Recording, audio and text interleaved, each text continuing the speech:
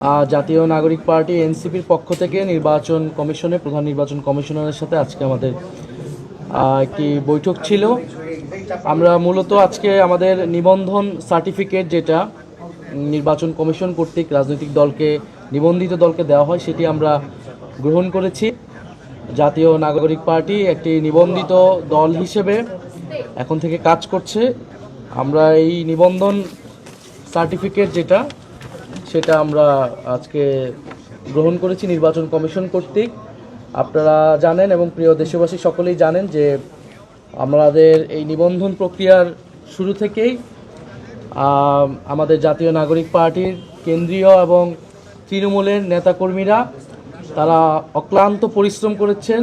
অত্যন্ত কম সময়ে তারা এই সকল শর্ত নির্বাচন কমিশনের সকল শর্ত আমরা পূরণ করেছি। আমি আজকে আমাদের জাতীয় নাগরিক পার্টির সর্বস্তরের নেতাকর্মী যারা কাজ করেছেন এবং এনসিপির শুভাকাঙ্ক্ষী যারা আমাদেরকে নানাভাবে সহযোগিতা করেছেন তাদেরকে আন্তরিকভাবে ধন্যবাদ এবং কৃতজ্ঞতা জানাচ্ছি।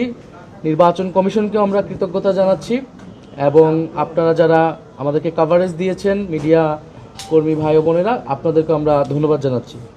আমরা এই নিবন্ধন সার্টিফিকেট পেয়েছি। একই সাথে আপনারা জানেন যে আমাদের প্রতীক বরাদ্দ হয়েছে।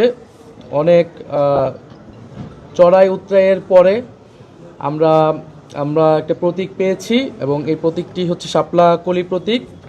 আমরা এই শাপলা কলি প্রতীকে এবার এনসিপি নির্বাচনে অংশগ্রহণ করবে ইনশাআল্লাহ। জনগণের আশা আকাঙ্ক্ষার প্রতীক হিসেবে, গ্রাম বাংলার মানুষের প্রতীক হিসেবে শাপলা কলি এবার নির্বাচনে থাকবে।